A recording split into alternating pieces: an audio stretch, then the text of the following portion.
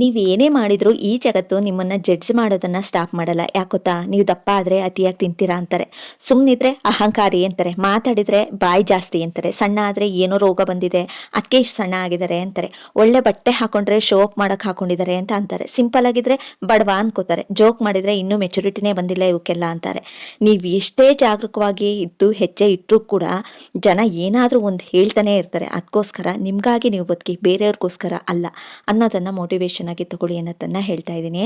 ಅಂದ್ರೆ ನೀವು ದಪ್ಪ ಆಗಿದ್ದೀರಾ ಅಂದ್ರೂ ಅವರು ತುಂಬಾ ತಿಂತಾರೆ ಅಂತಾನೆ ಜಡ್ಜ್ ಮಾಡೋದು. ಓಕೆನಾ? ಪ್ರಾಬ್ಲಮ್ಸ್ ಇದೆ ಅಥವಾ ಯಾವುದೋ PCOD ಸಮಸ್ಯೆ ಇದೆಯೋ, ಥೈರಾಯ್ಡ್ ಇದೆಯೋ, ಅದಕ್ಕೋಸ್ಕರ ಏನೋ ದಪ್ಪ ಆಗಿರ್ಬೋದೇನೋ ಅಂತ ಯಾರೂ ಥಿಂಕ್ ಮಾಡಲ್ಲ. ನೀವು ದಪ್ಪ ಇದ್ದೀರಾ ಅಂದ್ರೆ ಇದ್ದಾರೆ, ಜಾಸ್ತಿ ತಿಂತಾರೆ, ಅದಕ್ಕೋಸ್ಕರನೇ ದಪ್ಪ ಇದ್ದಾರೆ. ಅದೇ ನೀವು ತೆಳ್ಳಗಾಗಿ ನೋಡಿ, ಸಣ್ಣ ಆಗಿ ನೋಡಿ, ನಿಮ್ಮನ್ನ ಏನಂತ ಜಡ್ಜ್ ಮಾಡ್ತಾರೆ ಅಂತ ಅಂದ್ರೆ ಇವಳಿಗೇನೋ ಕಾಯಿಲೆ ಬಂದಿದೆ, ಏನೋ ರೋಗ ಇದೆ, ಯಾರ ಕೈಲೂ ಹೇಳ್ಕೊತಾ ಇಲ್ಲ, ಮುಚ್ಚಿಡ್ತಿದ್ದಾಳೆ ಅಂತ ಅಂದ್ಬಿಡ್ತಾರೆ. ಅದಕ್ಕೋಸ್ಕರ ಹೇಳಿದೆ ಅಷ್ಟೇ ಈ ಥಾಟ್ಸ್ನ. ನನಗಂತೂ ತುಂಬಾನೇ ಇಷ್ಟ ಆಯ್ತಿದ್ದು. ಈ ಥರ ಮೋಟಿವೇಶನ್ ವಿಡಿಯೋ ನಿಮಗೆ ಇಷ್ಟ ಆಗ್ತಿದೆ ಅಂತ ಅನ್ಸಿದ್ರೆ ಪ್ಲೀಸ್ ನನ್ನ ಚಾನಲ್ನ ಸಬ್ಸ್ಕ್ರೈಬ್ ಮಾಡ್ಕೊಳ್ಳಿ, ಹಾಗೆಯೇ ಲೈಕ್ ಕೊಡೋದನ್ನು ಮರಿಬೇಡಿ ಅಂತ ಕೇಳ್ಕೊತೀನಿ. ಹಾಗೆಯೇ ನನಗೆ ತುಂಬಾನೇ ಖುಷಿ ಆಗ್ತಿರೋ ವಿಚಾರ ಏನಪ್ಪ ಅಂದರೆ ಹೇಳ್ಕೊಳ್ಳೇಬೇಕು ನಿಮ್ಮ ಹತ್ರ. ನಿನ್ನೆ ನಾನು ವಿಡಿಯೋದಲ್ಲಿ ಹೇಳಿದ್ದೆ, ನನ್ನ ವಿಡಿಯೋಸ್ ನಿಮ್ಗೆ ಇಷ್ಟ ಆಗ್ತಿದೆ ಅಂದರೆ ನನ್ನ ಚಾನಲ್ನಲ್ಲಿ ಮೆಂಬರ್ಶಿಪ್ ತಗೋಬೋದು, ನೀವು ಮೆಂಬರ್ ಆಗ್ಬೋದು ಅಂತ ಹೇಳಿದ್ದೆ. ಖಂಡಿತವಾಗ್ಲೂ ರೂಪಾ ಸಿಸ್ಟರ್ ನನ್ನ ಚಾನಲ್ಗೆ ಮೆಂಬರ್ ಆಗಿದ್ದಾರೆ. ಬಟ್ ಇನ್ನೊಬ್ರು ಅಶ್ವಿನಿ ಸಿಸ್ಟರ್ ಅಂತ ಹೇಳಿದರು ಮೆಂಬರ್ ಆಗಿದ್ದೀನಿ ಅಂತ. ಬಟ್ ನನ್ನದ್ರಲ್ಲಿ ಮೆಂಬರ್ದು ತೋರಿಸ್ತಾ ಇಲ್ಲ, ಮೆಂಬರ್ಶಿಪ್ ಆಗಿದ್ದಾರೆ, ಮೆಂಬರ್ ಆಗಿದ್ದಾರೆ ಅನ್ನೋದು. ಬಟ್ ಗೊತ್ತಾಗ್ತಾ ಇಲ್ಲ. ರೂಪಾ ಸಿಸ್ಟರ್ದು ಬಂತು ಮೆಂಬರ್ ಜಾಯ್ನ್ ಆಗಿದ್ದಾರೆ, ಮೆಂಬರ್ಗೆ ಜಾಯ್ನ್ ಆಗಿದ್ದಾರೆ ನನ್ನ ಚಾನಲ್ಗೆ ಅಂತ. Thank you so much Roopa sister. ತುಂಬಾ ಖುಷಿ ಆಯಿತು. ವಿಡಿಯೋಸ್ ನಿಮಗೆ ಅಷ್ಟು ಇಷ್ಟ ಆಗ್ತಿದೆ ಅಂತ ಗೊತ್ತಾಯಿತು ನನಗೆ. ನಿಮಗೆ ಥ್ಯಾಂಕ್ಸ್ ಹೇಳೋಕ್ಕೆ ಇಷ್ಟಪಡ್ತೀನಿ. ಹಾಗೆಯೇ ಇನ್ನು ಇವತ್ತಿನ ಮಾರ್ನಿಂಗ್ ರೊಟೀನ್ ನಂದು ಗೊತ್ತಿರೋ ಅಂಥದ್ದೇ. ವಾಕೆಲ್ಲ ಮುಗಿಸೋ ಆದಮೇಲೆ ಬಂದು ಬಿಸಿನೀರೆಲ್ಲ ಕುಡಿದು ಅದಾದಮೇಲೆ ನೆಲ್ಲಿಕಾಯಿ ಜ್ಯೂಸನ್ನ ಪ್ರಿಪೇರ್ ಮಾಡ್ಕೋತೀನಿ. ಅದು ನಿಮ್ಗೆಲ್ರಿಗೂ ಗೊತ್ತಿರೋ ಅಂಥದ್ದೇ, ದಿನ ಹೇಳೋದೇನು ಬೇಕಿಲ್ಲ. ಒಂದಿನ ನೆಲ್ಲಿಕಾಯಿ ಜ್ಯೂಸ್ ಇರುತ್ತೆ ಅಥವಾ ಇನ್ನೊಂದು ದಿನ ಚಿಯಾ ಸೀಡ್ ಇರುತ್ತೆ. ಇದನ್ನು ನಾನು ಡೇ ಬೈ ಡೇ ತಗೋತಿದ್ದೀನಿ. ಡೈಲಿ ನೆಲ್ಲಿಕಾಯಿ ಇನ್ನೇನು ಸೀಸನ್ ಖಾಲಿ ಆಗ್ತಿರೋದ್ರಿಂದ ಸ್ವಲ್ಪ ಕಷ್ಟ ಆಗುತ್ತೆ. ನೆಲ್ಲಿಕಾಯಿನ ಡೈಲಿ ತೊಗೊಳೋದು ಕಷ್ಟ ಆಗುತ್ತೆ ಅನ್ನೋದಕ್ಕೋಸ್ಕರ ಈ ರೀತಿ ಮಾಡ್ತಾ ಇದ್ದೀನಿ ಅಷ್ಟೇ. ಒಂದಿನ ಚಿಯಾ ಸೀಡ್ ಇರುತ್ತೆ, ಒಂದಿನ ನೆಲ್ಲಿಕಾಯಿ ಜ್ಯೂಸ್ ಇರುತ್ತೆ. ಇವತ್ತು ನೆಲ್ಲಿಕಾಯಿ ಜ್ಯೂಸನ್ನ ಪ್ರಿಪೇರ್ ಮಾಡ್ಕೊಂಡಿದ್ದೀನಿ. ಅದನ್ನು ಕೂಡ ನಾನು ವಿಡಿಯೋದಲ್ಲಿ ಅಪ್ಲೋಡ್ ಮಾಡಿದ್ದೀನಿ. ಹಾಗೆಯೇ ಕಮೆಂಟ್ ಕೂಡ ಹಾಕ್ತಾ ಇರ್ತೀರ, ಇಂಗ್ರೀಡಿಯೆಂಟ್ಸ್ ಏನಾಗಬೇಕು ಸಿಸ್ಟರ್ ಅಂತ. ನಾನು ತುಂಬ ವಿಡಿಯೋದಲ್ಲಿ ನನ್ನ ವೆಯ್ಟ್ ಲಾಸ್ ಜರ್ನಿನ ಸ್ಟಾರ್ಟ್ ಮಾಡಿದಾಗ ತೋರಿಸ್ತಾನೆ ಇದ್ದೀನಿ ಏನೇನೆಲ್ಲ ಇಂಗ್ರೀಡಿಯೆಂಟ್ಸ್ನ ಹಾಕ್ತೀನಿ ಅಂತ. ಎಕ್ಸ್ಟ್ರಾ ಏನೂ ಹಾಕಲ್ಲ, ನಿಮಗೆ ಗೊತ್ತೇ ಇದೆ. ಪುದೀನ, ಕೊತ್ತಂಬರಿ, ಸ್ವಲ್ಪ ಸಾಲ್ಟ್ ಹಾಕೋತೀನಿ, ಹಾಗೆಯೇ ಸ್ವಲ್ಪ ಶುಂಠಿನ ತಗೋತೀನಿ, ಹಾಗೆಯೇ ನೆಲ್ಲಿಕಾಯಿ 3 ನೆಲ್ಲಿಕಾಯಿ, ಇಬ್ಬರಿಗೆ 2 ಲೋಟಕ್ಕೆ 3 ನೆಲ್ಲಿಕಾಯಿನ ತಗೋತೀನಿ. ಹಾಗೆಯೇ ನಿಮ್ಮ ಸ್ಕಿನ್ನು ತುಂಬಾನೇ ಡಲ್ ಸ್ಕಿನ್ ಇದೆ, ಒಂಥರ ಸ್ಕಿನ್ನಲ್ಲಿ ಬ್ರೈಟ್ನೆಸ್ ಕಾಣಿಸ್ತಾ ಇಲ್ಲ, ಹೊಳಪಿಲ್ಲ ಅಂತ ಅಂದರೆ ನಿಜವಾಗ್ಲೂ ಈ ನೆಲ್ಲಿಕಾಯಿ ಜ್ಯೂಸ್ ತುಂಬಾನೇ ವರ್ಕೌಟ್ ಆಗುತ್ತೆ. ನೆಲ್ಲಿಕಾಯಿ ಜ್ಯೂಸ್ನ ಕುಡೀರಿ. ಅಥವಾ ಕ್ಯಾರೆಟ್ ಬೀಟ್ರೂಟ್ ಜ್ಯೂಸ್ ಬರುತ್ತೆ, ABC ಜ್ಯೂಸ್, ಕ್ಯಾರೆಟ್ ಬೀಟ್ರೂಟ್ ಹಾಗೆಯೇ ಆ್ಯಪಲ್ ಹಾಕೊಂಡು ನಾನು ತೋರಿಸಿದ್ದೀನಿ ವಿಡಿಯೋದಲ್ಲೂ ಕೂಡ, ಡಯಟ್ ವಿಡಿಯೋದಲ್ಲೂ ತೋರಿಸಿದ್ದೀನಿ. ಆ ಜ್ಯೂಸ್ನ ಆದಷ್ಟು ಮಾರ್ನಿಂಗ್ ಖಾಲಿ ಹೊಟ್ಟೆಗೆ ತಗೊಳ್ಳಿ. ಅದು ಅಥವಾ ನೆಲ್ಲಿಕಾಯಿ ಜ್ಯೂಸ್ ಇವೆರಡನ್ನೂ ಕುಡಿಯೋದ್ರಿಂದ ನಿಜವಾಗ್ಲೂ ನಿಮ್ಮ ಸ್ಕಿನ್ ಬ್ರೈಟ್ ಆಗೋಕ್ಕೆ ಹೆಲ್ಪ್ ಮಾಡುತ್ತೆ. ಇದೊಂದು 100ಕ್ಕೆ 200% ನಿಮಗೆ ವರ್ಕ್ ಆಗುತ್ತೆ. ಇದೊಂದು ನಾನು ಹೇಳ್ಬಿಡ್ತೀನಿ. ಸ್ಕಿನ್ ಡಲ್ ಇದೆ, ಮೆಂಟೋನ್ ಇಲ್ಲ, ತುಂಬ ಡಲ್ ಇದೆ, ಬ್ರೈಟ್ನೆಸ್ ಇಲ್ಲ ಸ್ಕಿನ್ನಲ್ಲಿ, ಡಲ್ ಸ್ಕಿನ್ ಥರ ಇದೆ, ಅವಾಗ ಜಾಸ್ತಿ ಪಿಂಪಲ್ ಆಗುತ್ತೆ, ಹಾಗೆಯೇ ಪಿಂಪಲ್ ಆಗಿದ್ದು ಆದಷ್ಟು ಮಾರ್ಕ್ ಉಳಿತಿದೆ ನನ್ನ ಸ್ಕಿನ್ನಲ್ಲಿ ಅನ್ನೋರು ಆದಷ್ಟು ಈ ರೀತಿ ನೀವು ಪ್ಲೀಸ್ ಮಾರ್ನಿಂಗ್ ಟೈಮ್ ನೀವು ಆದಷ್ಟು ಈ ರೀತಿ ಹೆಲ್ದಿ ಡ್ರಿಂಕ್ನ ಕುಡಿತಾ ಬನ್ನಿ. ನೀವೇ ಹೇಳ್ತೀರಾ, ಹೌದು ಸಿಸ್ಟರ್ ನನ್ನ ಸ್ಕಿನ್ನು 15 ಡೇಸಲ್ಲೇ ಗ್ಲೋ ಬರೋಕ್ಕೆ ಸ್ಟಾರ್ಟ್ ಆಗಿದೆ, ಡಲ್ ಸ್ಕಿನ್ ಇಂಪ್ರೂವ್ ಆಗ್ತಿದೆ, ನನ್ನ ಸ್ಕಿನ್ ಬ್ರೈಟ್ನೆಸ್ ಬರ್ತಿದೆ ಅಂತ ನೀವೇ ಹೇಳ್ತೀರಾ. ಇದು 100% ವರ್ಕೌಟ್ ಆಗುತ್ತೆ. ನೀವೇ ಟ್ರೈ ಮಾಡಿ ನೋಡಿ. ಹಾಗೆಯೇ ಇವತ್ತಿನ ತಿಂಡಿಗೆ ನಾನು ಚಿತ್ರಾನ್ನ ಮಾಡ್ಕೋತಾ ಇದ್ದೀನಿ. ಬೇರೆ ಯಾವ ರೆಸಿಪಿನೂ ಮಾಡ್ತಾ ಇಲ್ಲ, ಮಾಮೂಲಿ ಎಂತೆ ಚಿತ್ರಾನ್ನ, ಕಡಲೆ ಬೀಜ ಹಾಕಿ ಚಿತ್ರಾನ್ನ ಮಾಡ್ತಾ ಇದ್ದೀನಿ. ನಿಂಬೆಹಣ್ಣಿನ ಚಿತ್ರಾನ್ನ, ಲೆಮನ್ ರೈಸ್ನ ಮಾಡ್ತಾ ಇದ್ದೀನಿ. ಹೇಗೆ ಮಾಡೋದು ಅನ್ನೋದು ಕಾಮನ್ ಆಗಿ ನಿಮ್ಗೆಲ್ರಿಗೂ ಗೊತ್ತಿರೋ ಅಂಥದ್ದೇ. ಹಾಗೆಯೇ ನಾನು ಕೂಡ ಅದನ್ನೇ ಮಾಡ್ಕೋತಾ ಇದ್ದೀನಿ. ಎಕ್ಸ್ಟ್ರಾ ಏನೂ ಇಲ್ಲ. ಇನ್ನು ಅದಕ್ಕೆ ಸಲಾಡ್ಸ್ ಆಗಿ ನಾನು ಕ್ಯಾರೆಟು ಹಾಗೆಯೇ ಸೌತೆಕಾಯಿನ ತಗೋತಾ ಇದ್ದೀನಿ. ಬಟ್ ಇಲ್ಲಿ ಪ್ರೋಟೀನ್ ಮಿಸ್ ಆಗಿದೆ. ಇವತ್ತಿನ ತಿಂಡಿಗೆ ನನಗೆ ಪ್ರೋಟೀನ್ ಮಿಸ್ ಆಗಿದೆ. ಯಾಕೆಂದರೆ ಇವತ್ತು ಮಂಡೇ ಆಗಿರೋದ್ರಿಂದ ನಾನು ಮೊಟ್ಟೆ ತಿನ್ನಲ್ಲ. ಹಾಗಾಗಿ ಇವತ್ತು ನಾನು ಮೊಟ್ಟೆನ ಹಾಕೊಂಡಿಲ್ಲ. ಈ ಮಾರ್ನಿಂಗ್ ನಂದು ಮಿಸ್ ಆಗಿದೆ, ಏನೂ ಮಾಡೋಕ್ಕಾಗಲ್ಲ. ಟೈಮ್ ಬೇರೆ ಆಗಿತ್ತು, ಹಸು ಕೂಡ ತುಂಬ ಆಗ್ತಾ ಇತ್ತು. ಮಕ್ಕಳನ್ನ ಸ್ಕೂಲ್ಗೆಲ್ಲ ಕಳಿಸಾದ್ಮೇಲೆ ತುಂಬಾ ಹಸುವಾಗ್ತಿತ್ತು. ಇನ್ನು ಬೇರೆದೆಲ್ಲ ಪ್ರೋಟೀನ್ದು ನಾನು ಮಾಡಿಕೊಂಡು ತಿನ್ನೋಕ್ಕಾಗಲ್ಲ ಅನ್ನೋದಕ್ಕೋಸ್ಕರನೇ ಇವತ್ತು ಪ್ರೋಟೀನ್ ಮಿಸ್ ಆಯಿತು ನನ್ನ ತಿಂಡೀಲಿ. ಈ ರೀತಿ ಪ್ರೋಟೀನ್ ಮೊಟ್ಟೆ ಆದರೆ ಬೇಗ ಬೇಯಿಸ್ಬಿಡ್ಬೋದು ಅಥವಾ ಒಡೆದು ಆಮ್ಲೆಟ್ ಆದರೂ ಮಾಡ್ಕೊಬಿಡ್ಬೋದು. ಬಟ್ ಕಾಳು ಇವೆಲ್ಲ ಸ್ವಲ್ಪ ಬೇಯಿಸೋದು ಲೇಟ್ ಆಗೋದ್ರಿಂದ ಒಂದೊಂದು ಸಲ ಈ ರೀತಿ ಮಿಸ್ ಆಗಿಬಿಡುತ್ತೆ. ಬಟ್ ಇವತ್ತು ಫಸ್ಟ್ ಟೈಮ್ ನಂದು ಈ ರೀತಿ ಮಿಸ್ ಮಾಡ್ಕೊಂಡಿರೋದು. ಯಾಕೆಂದರೆ ಇವತ್ತು ಮಕ್ಕಳಿಗೆ ಸೋಮವಾರ ಆಗಿರೋದ್ರಿಂದ ಈ ರೀತಿ ಮಿಸ್ ಆಯ್ತು ಅಷ್ಟೇ. ಮಧ್ಯಾಹ್ನದ ಊಟಕ್ಕೆ ನಾನು ಪ್ರೋಟೀನ್ ಪೌಡರ್ನ ಆ್ಯಡ್ ಮಾಡ್ಕೊತೀನಿ. ಪ್ರೋಟೀನ್ ಪೌಡರ್ ಹೇಗೆ ಮಾಡೋದು, ಏನೆಲ್ಲ ಇಂಗ್ರೀಡಿಯೆಂಟ್ಸ್ ಹಾಕೋದು ಎಲ್ಲನೂ ನಿಮ್ಗೆ ಹೇಳ್ಕೊಟ್ಟಿದ್ದೀನಿ. ವಿಡಿಯೋ ಕೂಡ ಮಾಡಿದ್ದೀನಿ, ಅದನ್ನು ನೋಡ್ಕೊಡಿ. ಅದರಲ್ಲೂ ಒಬ್ಬೊಬ್ಬರು ಕೇಳ್ತಾ ಇದ್ರಿ ಮೆಜರ್ಮೆಂಟ್ ಎಷ್ಟು ತೊಗೋಬೇಕು ಸಿಸ್ಟರ್ ಅಂತ ತುಂಬ ಕಮೆಂಟ್ಸ್ ಬಂದಿದೆ. ಪ್ರೋಟೀನ್ ಪೌಡರ್ ಮಾಡುವಾಗ ಮೆಜರ್ಮೆಂಟ್ ಎಷ್ಟು ತೊಗೋಬೇಕು ಮಾಡಬೇಕು, ಎಷ್ಟು ಕಪ್ ತೊಗೋಬೇಕು ಅಂತ ಎಲ್ಲ ಕೇಳಿದ್ದೀರ. ಅದು ನಿಮ್ಮ ಆಪ್ಷನಲ್. ಅದು ನನ್ನ ಹತ್ರ ಡ್ರೈ ಫ್ರೂಟ್ಸ್ ಕಡಿಮೆ ಇತ್ತು ಅಂದರೆ ಕಡಿಮೆ ಹಾಕೋತೀನಿ. ಡ್ರೈ ಫ್ರೂಟ್ಸ್ ಯಥೇಚ್ಛವಾಗಿದೆ ಅಂದರೆ ಬೇಡ, ಡ್ರೈ ಫ್ರೂಟ್ಸ್ನ ಆದಷ್ಟು ಕಡಿಮೆನೇ ತೊಗೊಳ್ಳಿ. ಏಕೆಂದರೆ ಅದರಲ್ಲಿ ಹೆಲ್ದಿ ಫ್ಯಾಟ್ ಇರೋದ್ರಿಂದ ಅದು ವೆಯ್ಟ್ ಗೇನ್ ಆಗೋಕ್ಕೆ ಹೆಲ್ಪ್ ಮಾಡುತ್ತೆ. ನಿಮಗೆ ವೆಯ್ಟ್ ಗೇನ್ ಆಗೋ ಚಾನ್ಸಸ್ ಇರುತ್ತೆ.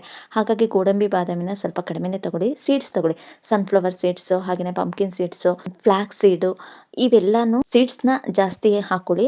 ಹಾಗೆಯೇ ಬಾದಾಮಿ, ಗೋಡಂಬಿನ ಸ್ವಲ್ಪ ಕಡಿಮೆ ತಗೊಳ್ಳಿ.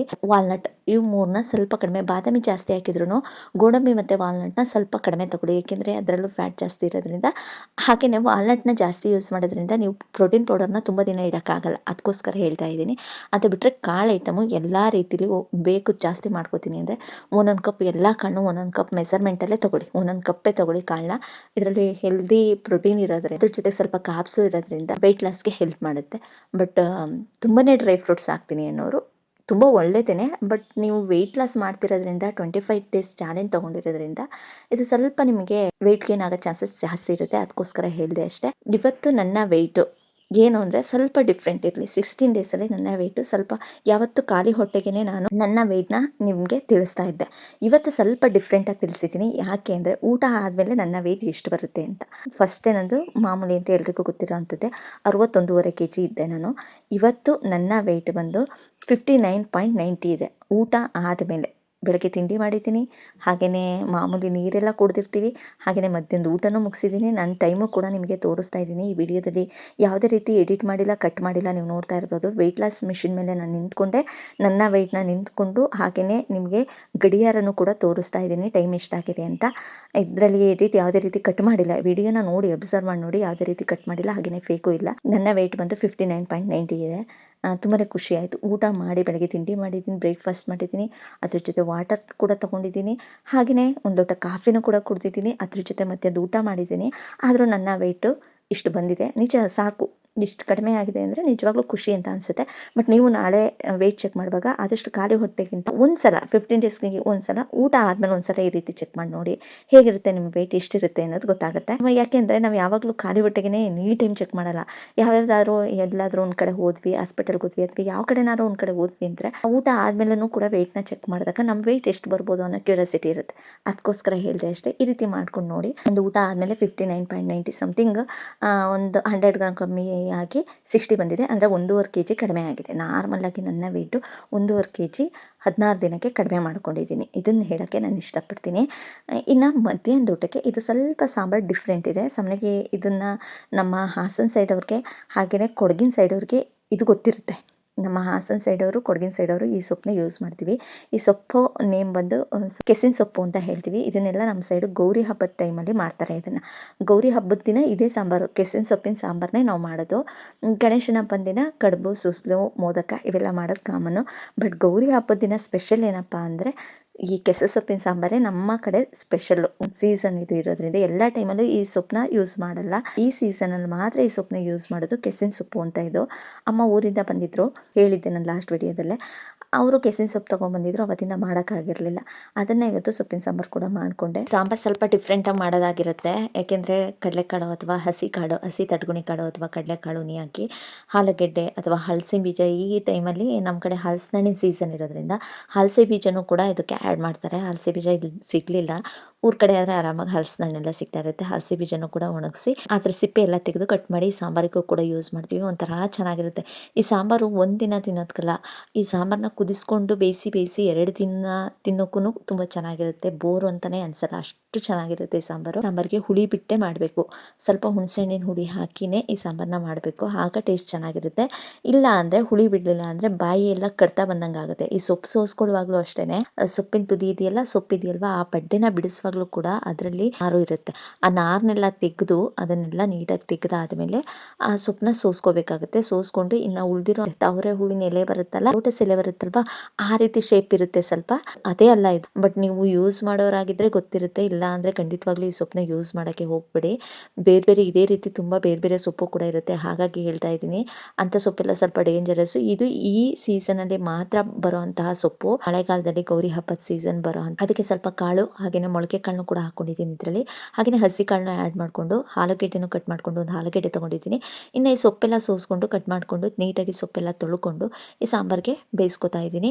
ಹಾಗೆಯೇ ಅದ್ರ ತಕ್ಕನಾಗಿ ಮಸಾಲೆನೂ ಕೂಡ ಹಾಕ್ಕೊಂಡಿದ್ದೀನಿ. ಮಸಾಲೆ ಎಲ್ಲ ಬೆಂದಮೇಲೆ ಸೊಪ್ಪನ್ನು ಕೂಡ ಹಾಕ್ಕೊಂಡು ರುಚಿ ತಕ್ಕಷ್ಟು ಉಪ್ಪು ಆ್ಯಡ್ ಮಾಡಿಕೊಂಡು ಈ ಸೊಪ್ಪಿನ ಸಾಂಬಾರನ್ನ ಮಾಡ್ತಾಯಿದ್ದೀನಿ. ಬಟ್ ಒಗ್ಗರಣೆನ ನಾನು ಮೇಲೊಗ್ಗರಣೆ ಕೊಡ್ತಾಯಿದ್ದೀನಿ. ಅಂದರೆ ಸ್ಟಾರ್ಟಿಂಗ್ಗೆ ಎಲ್ಲದರಲ್ಲೂ ನಾವು ಸ್ಟಾರ್ಟಿಂಗ್ಗೆ ಎಣ್ಣೆ ಸಾಸಿವೆ ಎಲ್ಲ ಬಿಟ್ಟು ರುಬ್ಬಿರೋಂಥ ಮಸಾಲನ್ನ ಆ್ಯಡ್ ಮಾಡ್ತೀವಲ್ವ.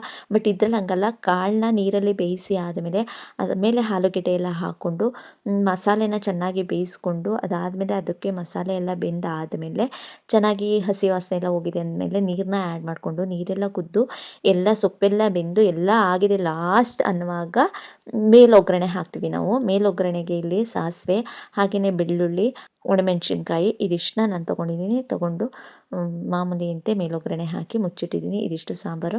ಇನ್ನು ಮಧ್ಯಾಹ್ನದ ಊಟಕ್ಕೆ ಸಾಂಬಾರು, ಅದ್ರ ಜೊತೆಗೆ ಒಂದು ಮುದ್ದೆ ತೊಗೊಂಡಿದ್ದೀನಿ. ಅದ್ರ ಜೊತೆಗೆ ಸೌತೆಕಾಯಿ ಹಾಗೆಯೇ ಕ್ಯಾರೆಟ್ನ ತೊಗೊಂಡಿದ್ದೀನಿ. ನಾನು ಯಾಕೆ ಇಲ್ಲಿ ಬರೀ ಸೌತೆಕಾಯಿ ಅಷ್ಟೇ ತೋರಿಸ್ದೆ ಅಂದರೆ, ಕ್ಯಾರೆಟ್ ತೋರಿಸಿಲ್ಲ ಅಂದರೆ ಈ ಸಲಾಡ್ಸು ಸೌತೆಕಾಯಿ ಕ್ಯಾರೆಟ್ ಇದೆಯಲ್ವ ಅದನ್ನು ಸಪ್ರೇಟಾಗಿ ಪ್ಲೇಟ್ಗೆ ಹಾಕೋಬೇಕಾಗುತ್ತೆ.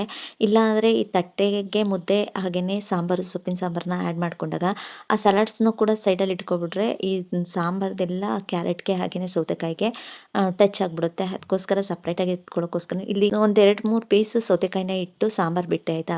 ಸೌತೆಕಾಯಿ ಎಲ್ಲ ಸಾಂಬಾರೇ ಆಗೋಯ್ತು. ಅದಕ್ಕೋಸ್ಕರ ನಾನು ಸಪ್ರೇಟಾಗಿ ಪ್ಲೇಟಲ್ಲೇ ಇಟ್ಕೊಬಿಡ್ತೀನಿ.